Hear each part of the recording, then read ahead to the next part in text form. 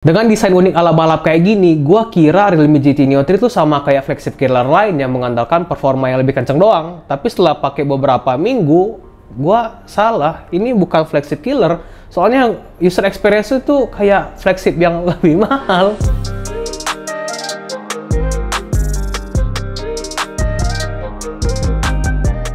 Sebelum mulai lebih jauh, gua mau kasih tahu dulu kalau Realme GT Neo 3 punya dua varian. Yang paling di highlight harganya lebih mahal, 8 juta kurang 1000, dan yang gua pegang sekarang 7 juta kurang 1000. Bedanya cuma ada di RAM dan charging speed, dan setahu gua sisanya sama persis sih. Jadi kalau menurut gua, mending ambil yang 7 juta kurang 1000 aja atau varian yang kayak gua pegang, soalnya kalau RAM ya nggak terlalu berpengaruh, dan juga charging speed itu 80-an itu udah ngebut banget. Low bat sampai full itu butuh waktu sekitar 33-35 menit, dan itu udah ngebut banget coy. Jadi kalau gua saranin mending ambil yang ini, dan ya tapi kalau kalian ada budgetnya ya ambil yang lebih mahal, nggak masalah karena charging speednya emang gokil banget. Yang jelas kali ini Realme GT Neo 3 gua suka banget. Dari tampak luarnya aja udah kelihatan kalau HP ini anti mainstream. Warna birunya pas, nggak terlalu gonjreng, garis putihnya sukses bikin looks ala-ala balap, dan frame kameranya nggak norak. Dipegang juga tetap nyaman soalnya tipis di 8,2 mm dan ringan di 180 gram aja. Tapi ya balik lagi, namanya desain itu selera banget, karena gua ngerti dan paham kalau desain kayak gini tuh nyentrik, dan mungkin ada beberapa orang yang nggak suka yang pengen desainnya kalem aja. Jadi ya mungkin gua juga suka karena gua tuh ya kerjanya gonta-ganti HP mulu, dan ngeliat desain gitu-gitu aja tuh bosen, dan ini keren sih.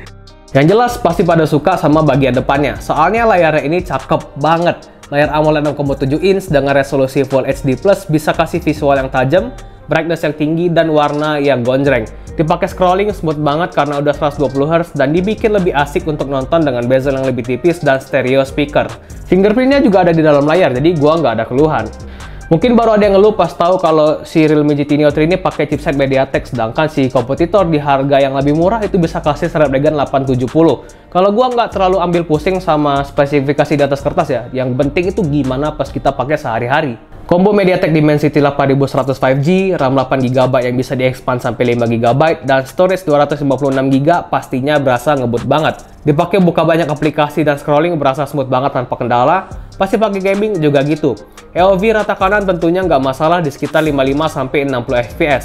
Suhunya pun adem. Gitu juga dengan PUBG Mobile. Smooth Extreme lancar jaya. Layar sensitif dan gyronya juga menurut gua aman sih. Sayangnya belum bisa HDR Extreme. Mungkin karena masih pakai chipset baru, jadi belum di-unlock oleh pihak PUBG. Tapi intinya dipakai ngapain aja dengan specs kayak gini tuh juga nggak ada masalah. Baterai 4500 di HP ini juga terbilang awet, soalnya gua nggak pernah kehabisan baterai dalam satu harian dengan pemakaian gua tuh ya medium to heavy atau nggak terlalu berat juga. Soalnya gue biasanya main game tuh 2-3 jam per hari di grafik rata kanan, terus sisanya sosmed, wibu, itu aja sih. Dan ya SIM card udah gua taruh di sini, dan ya baterainya awet kok. Jadi untuk satu hari itu masih aman. Terus juga kalau misalkan segitu kurang, ya santai aja. Kayak yang gua bilang tadi itu chargingnya ngebut banget. Ada yang varian 80 watt, dan kalau kurang itu 150 watt itu ngebut banget sih.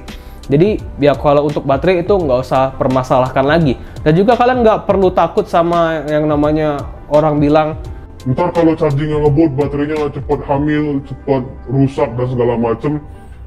Sebenarnya teknologi fast chargingnya ini kan udah lama ya, dan belum terbukti juga omongan kayak gitu, asalkan memang kalau pakai charger ori dan kabelnya yang ori ya. Dan juga kalau misalkan memang kenapa-napa atau rusak ya, soalnya kan Xiaomi klaim itu banyak proteksi charging dan juga baterai cycle-nya itu lebih lama.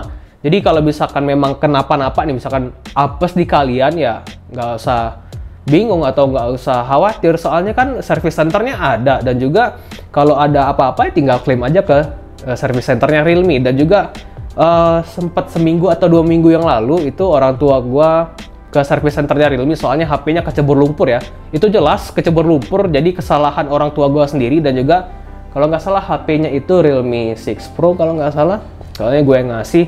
Dan setahu gua itu garansinya udah habis, tapi pas dibawa ke sana itu masih dilayani dengan baik, dan pas dicek itulah cuman buttonnya aja yang kotor karena kemasukan lumpur ya, dan nggak berfungsi. Setelah dibawa ke sana seharusnya mereka bilang sih kena tarif 250.000, tapi entah kenapa gratis aja, dan ya pelayanannya bagus. Jadi menurut gua nggak ragu lagi sama service centernya Realme. Dan setahu gua kalau kesalahan itu dari usernya, ya harusnya usernya yang nanggung dong, tapi entah kenapa orang tua gue gratis-gratis aja, jadi ya nice one Realme. Untuk software gak usah dibahas panjang lebar lah ya, soalnya udah sering banget gua bahas, dan Realme UI bisa kasih user experience yang nyaman. UI cocok dengan selera gua, bisa dikustomisasi, fiturnya banyak, smooth dan ringan.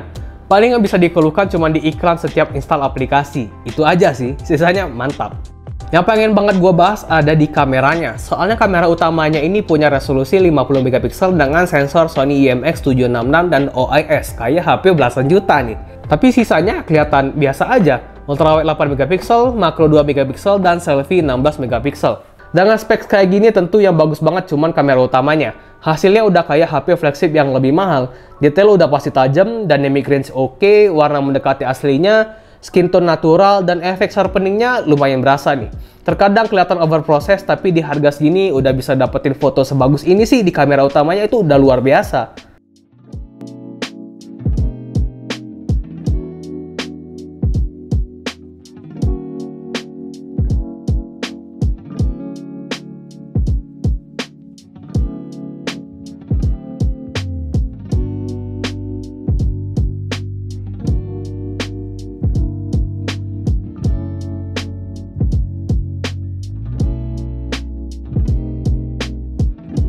Foto potretnya juga rapih dan dramatis kayak kamera DSLR, dan yang paling gua suka skin tone-nya masih kelihatan natural.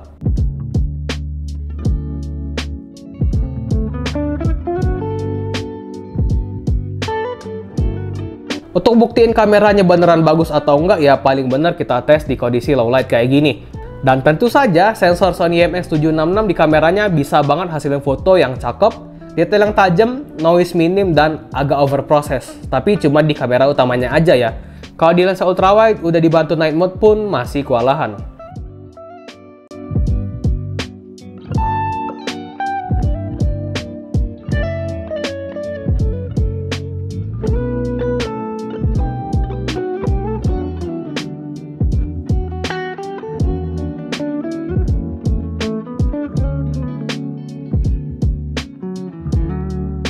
Untuk pecahin penasaran gua juga sempet bandingin sama Oppo Find X5 Pro yang sama-sama pakai sensor Sony IMX766.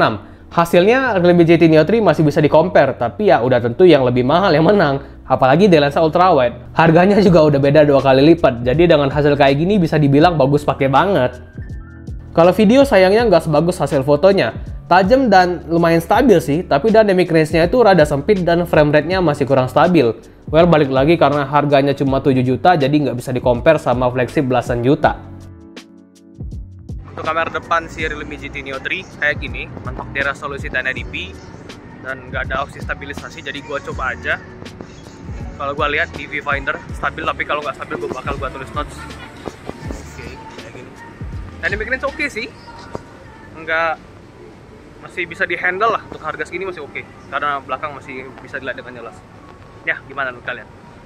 Overall, Realme GT Neo 3 di harga 6.999.000 atau 7 juta kurang 1.000 bisa gua pastikan worth it, pakai banget. Malah bisa kasih user experience yang melebihi harganya, soalnya desainnya tuh unik, keren parah, terus juga layarnya bagus, AMOLED 120Hz, performanya kencang, udah 5G, ada NFC, terus juga stereo speakers, performanya ngebut, baterai awet, chargingnya super ngebut, dan juga kameranya itu menurut gue yang jadi nilai lebih ya, karena di harga segini kamera udah bisa nandingin flagship atau ya hampir mirip-mirip dengan flagship, itu udah bagus pakai banget. Dan untuk kekurangannya jujur gue bingung, soalnya harganya balik lagi ini 6.999.000, jadi nggak bisa di compare sama flagship yang belasan juta. Jadi tentu kayak audio jack itu udah wajar, soalnya flagship flagship beneran pun itu nggak ada audio jack, terus juga nggak ada IP rating, nggak ada wireless charging, dan nggak ada lensa tele. Ya mau gimana lagi, karena harganya ini 7 juta kurang 1.000, kita nggak bisa compare sama flagship yang belasan juta, jadi ya nggak mungkin kalau mau di compare. Jadi ya segitu aja video kali ini, semoga bermanfaat. Kalau misalkan kalian punya pertanyaan, komen aja di bawah, nanti gua usahain bahas satu persatu. Terus kalau misalkan mau support kita nih, kalau misalkan kalian juga suka dengan gaya review kayak gini, boleh banget ada subscribe. Dan ya, gua Farid, bye.